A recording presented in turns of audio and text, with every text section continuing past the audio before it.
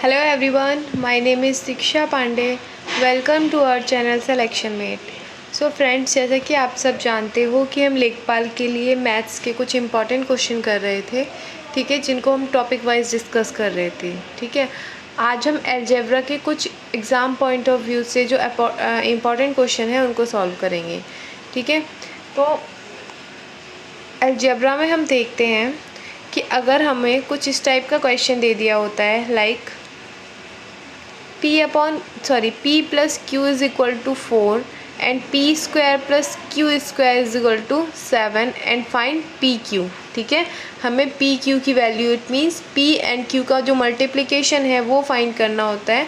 तो हम उसको किस टाइप से करते हैं, ठीक है। अलजेब्रा में सबसे मस्ट होता है कि हमें जो फॉर्मूले यूज़ होते हैं इसमें वो सब लर्न होने चाहिए, ठीक है, क्योंकि अगर फार्मूला लर्न होगा तो क्वेश्चन इजीली सॉल्व हो जाएगा हमारा। कुछ तो क्वेश्चन ऐसे आते हैं डायरेक्ट फार्मूले में वैल्यू पुट करनी होती है और हमारा आंसर निकल आता है, ठीक है। तो ये तो बहुत ही ईजी है। इसके लिए हम देखते हैं क्या है यहाँ पे क्या बोला है, p प्लस क्यू की वैल्यू दे दिया है और p square plus Q square की वैल्यू दे दिया है और फाइंड करना है पी क्यू, ठीक है। तो अगर हम सबसे पहले देखें तो अगर हमें ये तो सब जानते हैं कि p प्लस क्यू का होल स्क्वायर क्या होता है, ठीक है। p प्लस क्यू का होल स्क्वायर क्या होता है, p square plus Q square plus 2pq, ठीक है। p square plus Q square plus 2pq, ठीक है। अब हम क्या करेंगे इस फॉर्मूले में, p प्लस क्यू की वैल्यू हमको पता है, p square plus Q square की वैल्यू हमें पता है, हमें फाइंड किसकी करनी है, पी क्यू की, ठीक है। तो जो भी वैल्यू हमको पता है उनको हम पुट कर देंगे। लाइक p प्लस क्यू की वैल्यू 4 है तो p प्लस क्यू के प्लेस पे हमने 4 पुट कर दिया, क्योंकि p प्लस क्यू का स्क्वायर है तो हमने 4 का भी क्या कर दिया, स्क्वायर कर दिया।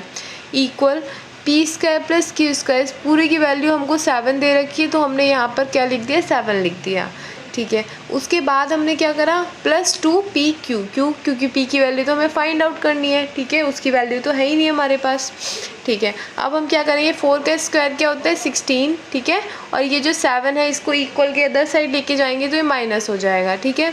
तो क्या आया, 16 minus 7 is equal to 2pq, ठीक है। तो 16 में से हमने 7 माइनस करा तो क्या आया, 9 इज इक्वल टू 2pq, ठीक है। तो pq की वैल्यू क्या आ जाएगी यहाँ से, 9/2, ठीक है। pq की वैल्यू क्या आ गई हमारे पास, 9/2, ठीक है।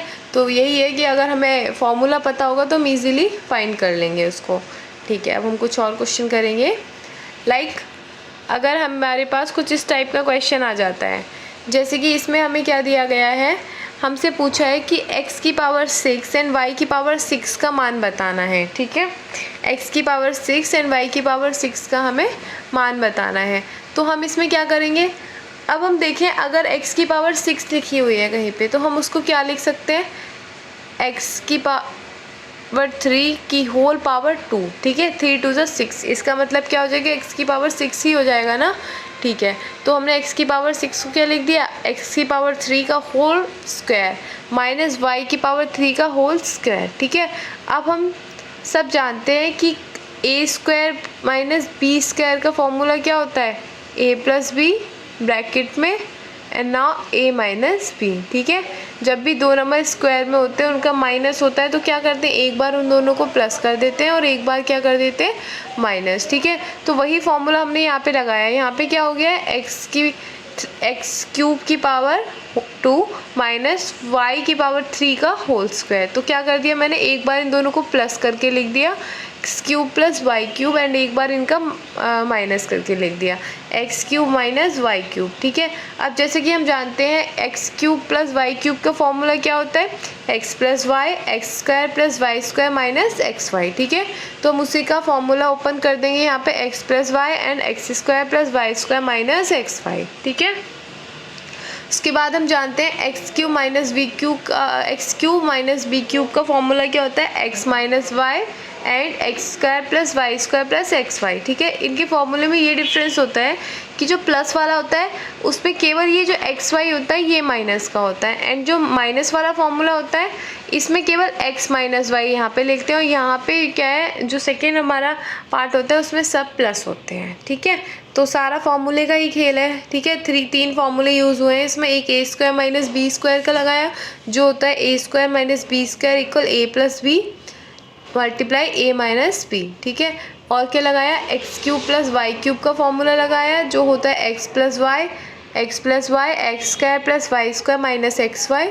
और थर्ड क्या लगाया, X cube minus Y cube का जो क्या होता है X minus Y X square plus Y square plus X Y, ठीक है। ओके, अब एक और क्वेश्चन हम करेंगे, इसको देखते हैं हम कैसे करेंगे। ठीक, अब इस वाले क्वेश्चन में हमें करना क्या है, वेट,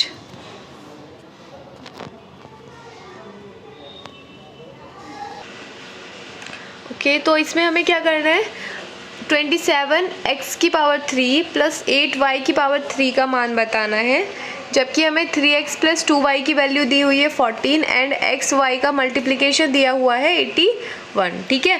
तो अब हम इसमें क्या करेंगे, सबसे पहले हम देखेंगे कि अगर इसमें हम फॉर्मूला लगा दें, क्योंकि देखो 27x क्यूब, ठीक है, ये किसी न किसी का क्यूब बन रहा है, ठीक है, 3 का क्यूब बन रहा है ना 3x का, और 8y का क्यूब किसका वो बन रहा है क्यूब 2y का, ठीक है।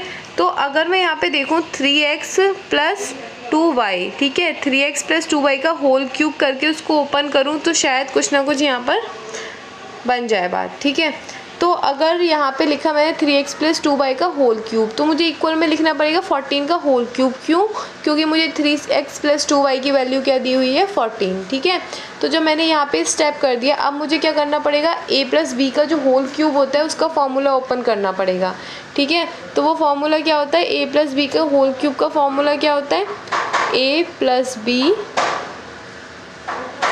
है ना, नहीं, a cube plus B cube का a प्लस बी का होल क्यूब होता है a cube plus B cube plus 3 bracket में 3ab ब्रैकेट में a प्लस बी, ठीक है।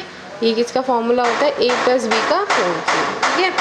तो हमने यहाँ पे वही लगाया, क्या किया हमने, a क्यूब मतलब 3x का होल क्यूब कितना आ गया 27x क्यूब, ठीक है। 2y का क्यूब क्या आ गया 8y क्यूब, ठीक है। अब प्लस 3ab, ठीक है, 3 इंटू 3x इंटू 2y और ब्रैकेट में a प्लस b, ठीक है।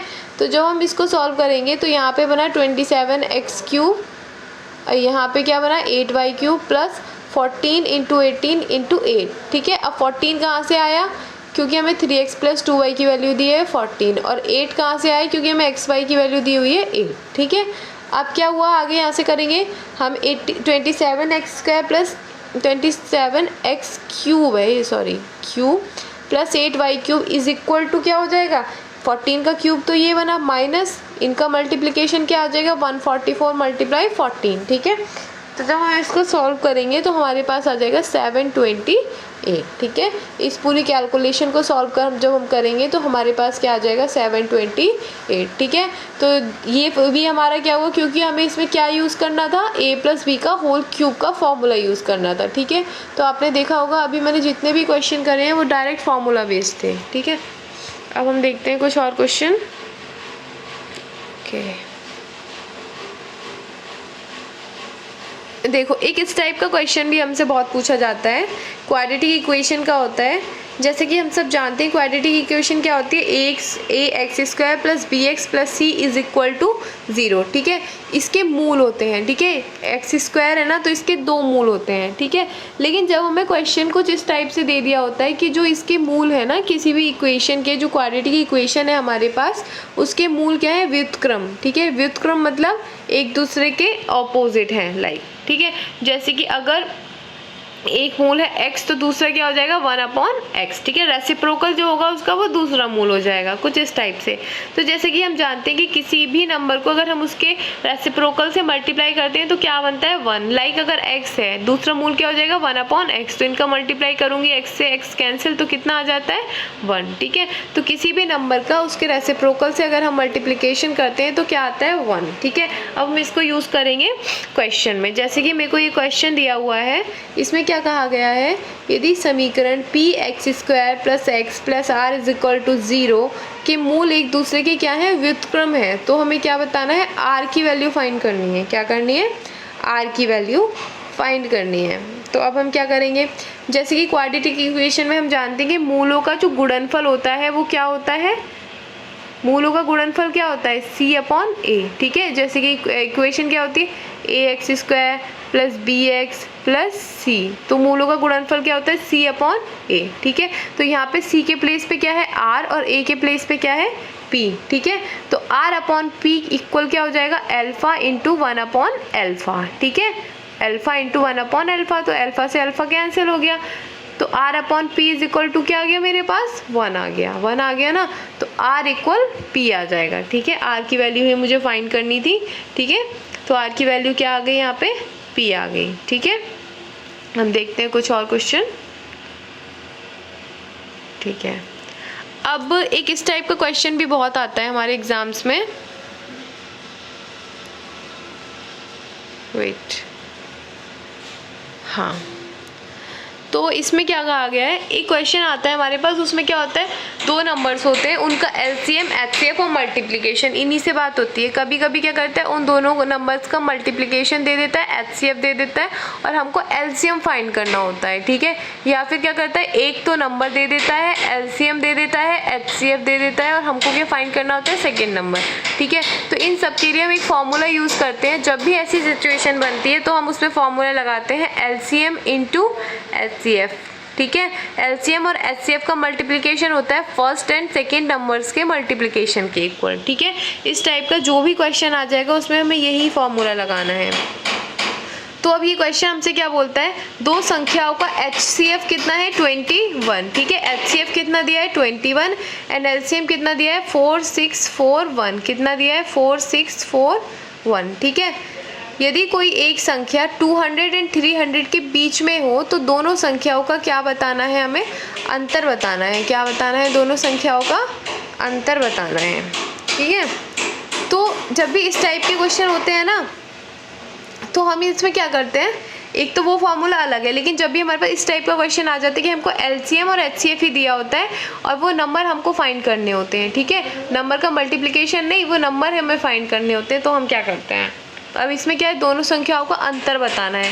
इसका मतलब यही तो हुआ कि जब हमें दोनों नंबर्स पता होंगे तभी तो हम उनका डिफरेंस निकालेंगे। तो इस टाइप के क्वेश्चन में हम ये वाला फॉर्मूला लगाते हैं, a × b is equal to LCM/HCF, a × b मतलब उस नंबर का मल्टीप्लिकेशन, ठीक है। अब अगर मैं देखूँ तो a × b मतलब नंबर्स तो मुझे पता ही नहीं है, ठीक है। तो मैं क्या करूँगी, LCM डिवाइडेड बाई HCF। तो LCM कितना दे रखा है, 4641, एंड HCF कितना दे रखा है, HCF कितना दे रखा है, 21। तो ये कितना बन जाएगा, 221, ठीक है। क्या बन जाएगा, 221, ठीक है। अब हम क्या करेंगे इसमें, अब हम देखेंगे कि 221 किन दो नंबर्स के मल्टीप्लिकेशन से मिलेगा, ठीक है। 221 जो है किन दो नंबर्स के मल्टीप्लिकेशन से हमें मिल जाएगा। तो मैं अगर देखूं तो 13 और 17 के मल्टीप्लाई से मुझे क्या मिल जाएगा, 221 मिल जाएगा, ठीक है। क्या मिल जाएगा, 221, ठीक है। लेकिन ये जो नंबर्स आते हैं ना, इनके साथ x भी रहता है, ठीक है। ये जो हमने मल्टीप्लाई करा है ना, इनके साथ हमें HCF की जब हम मल्टीप्लाई करेंगे तब हमें वो नंबर मिलेगा, ठीक है। इन नंबर्स के साथ जब हम HCF का मल्टीप्लाई करेंगे तब हमें वो नंबर मिलेंगे, ठीक है। तो अगर मैं 13 को HCF तो हमारा 21 है ना, तो 13 को 21 करा तो मेरे पास आया 271, है ना, और 17 को 21 से करा तो आया 357। लेकिन हमें क्या बताना है, डिफरेंस बताना है दोनों का। तो 357 माइनस 271 तो क्या आ जाएगा मेरे पास, 86, ठीक है। क्या आ गया, 86। तो जब भी इस टाइप के क्वेश्चन होंगे, दोनों नंबर का मल्टीप्लिकेशन करके LCM/HCF करना है। उसके बाद a क्रॉस b की जो वैल्यू आएगी, अब हम देखेंगे ऐसे कौन से दो नंबर है जिनका मल्टीप्लिकेशन 221 आएगा, ठीक है। लेकिन हमें कौन से वाले लेने थे इसमें, जो 200 और 300 के मिड में होगा, ठीक है। उसके बाद हमने क्या करा, हमें लगा कि हमने देखा कि 13 और 17 का जो मल्टीप्लिकेशन है वो 221 आएगा। लेकिन हमें नंबर कब पता चलते हैं, जब जो भी हम नंबर लेट करते हैं, जब हम उसको HCF से मल्टीप्लाई कर देते हैं। तो हमने देखा ये नंबर आया 271 एंड सेकेंड आया 357। लेकिन हमें क्या करना था, हमें यहाँ पे डिफरेंस बताना। तो इन दोनों का डिफरेंस क्या आ गया, हमारे पास 86 आ गया, ठीक है। ओके, अब हम देखते हैं एक और क्वेश्चन, ठीक है। अब देखो इस टाइप के क्वेश्चन में हम क्या करते हैं, ये भी क्वाड्रेटिक से ही होता है। जैसे कि हम सब जानते हैं A X square plus B X plus C वाली इक्वेशन में जो कभी ये कहा जाता है कि उस इक्वेशन के मूल बराबर हैं। क्या बराबर हैं? मूल बराबर हैं। ठीक है, तो ये जो होता है ना discrimination d is equal to B square minus 4ac is equal to 0। इसका मतलब d की वैल्यू अगर 0 हो गई तो हम क्या करेंगे, इसमें B square is equal to 4ac हो जाता है ऐसे केस में। ठीक है, जब भी किसी क्वाड्रेटिक इक्वेशन के मूल बराबर होते हैं तो इसमें क्या लग जाता है, बी स्क्वायर माइनस 4ac। ठीक है, तो A X square plus B X plus C से कंपैरिजन करके हम ए बी सी की वैल्यू फाइंड कर लेते हैं। ठीक है, तो यहाँ पे हमें b की वैल्यू मिली 2p माइनस 4। ठीक है, तो b के प्लेस पे लिख दिया मैंने 2p माइनस 4 का स्क्वायर इक्वल 4। 1 की a के प्लेस पे मिला 1 और c के प्लेस पे मिला 2p। ठीक है, अब मैं इसको सॉल्व करूँगी, 2 का स्क्वायर 4 हो जाएगा और p माइनस 4 का स्क्वायर हो जाएगा p square plus 16 minus 8p। ठीक है, और इनका मल्टीप्लिकेशन आ जाएगा 4 इंटू 2p। ठीक है, अब उसके बाद जब मैं इसको और ओपन करूँगी तो इसका ये बनेगा p square plus 16 minus 8p minus 2p is equal to 0। ठीक है, नेक्स्ट लाइन में आएगा p square minus 10p plus 16 is equal to 0। अब मैं अगर इसका फैक्टराइजेशन करूँगी तो मुझे मिलेगा p minus 8 and p minus 2। ठीक है, यहाँ से मेरे पास p की 2 वैल्यू आ जाएंगी, एक आ गई 8 और एक क्या आ गए मेरे पास 2। ठीक है, तो जब भी हमें क्वाड्रेटिक इक्वेशन के कहेगा कि मूल बराबर है तो हमें यही कंडीशन रखनी होगी, B square is equal to 4ac। यहीं से हमें उन दोनों की वैल्यू फाइंड हो जाएगी। ठीक है, ओके। सो फ्रेंड्स, ये थे आज अलजेब्रा के कुछ इंपॉर्टेंट क्वेश्चन। सो मेरी वीडियो अगर आपको अच्छी लगी हो, क्वेश्चन समझ में आई हो तो वीडियो को लाइक करें, शेयर करें एंड मेरे चैनल को सब्सक्राइब करें। Thanks for watching my video.